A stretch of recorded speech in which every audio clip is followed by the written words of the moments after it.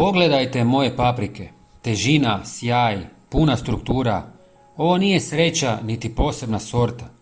Ako napravite ono što ću vam danas pokazati, i vaše paprike mogu izgledati ovako. Nema kemikalija ni skupih metoda, a jedan sastojak gazite u vrtu. Na početku paprika često djeluje kao da uopće ne raste, ali upravo tada se postavlja temelj za kasnije. U toj fazi biljka odlučuje koliko će se razviti i koliko će moći nositi.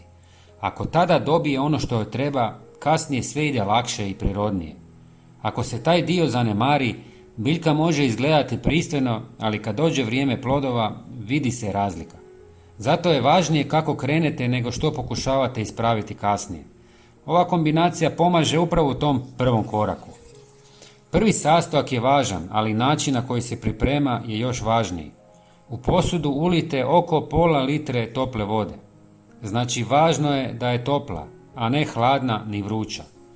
Dodajte žlicu suhog kvasca. Dobro promiješajte da se rastopi.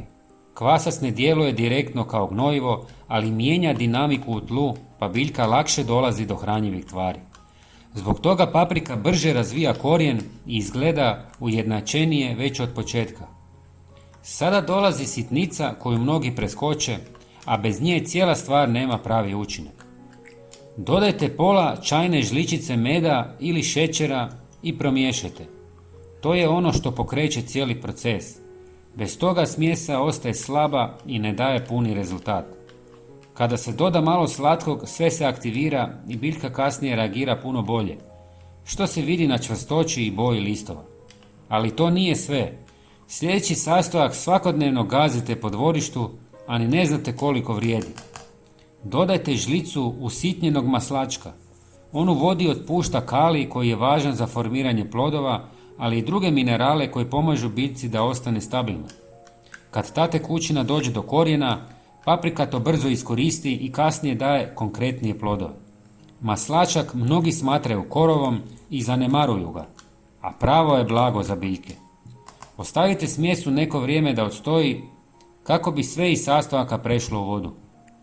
Nakon toga procijedite i razredite s još otprilike litrom vode. Dobit ćete laganu otopinu koja ne opterećuje biljku. Primjenjujte svaka 2 do 3 tjedna, bez pretjerivanja. Već nakon prvih plodova primijetit ćete razliku u veličini i izgledu. Napišite mi u komentarima sa čime vi prihranjujete paprike. Podijelite svoj recept sa mnom pa da malo popričamo o tome. Pozdrav!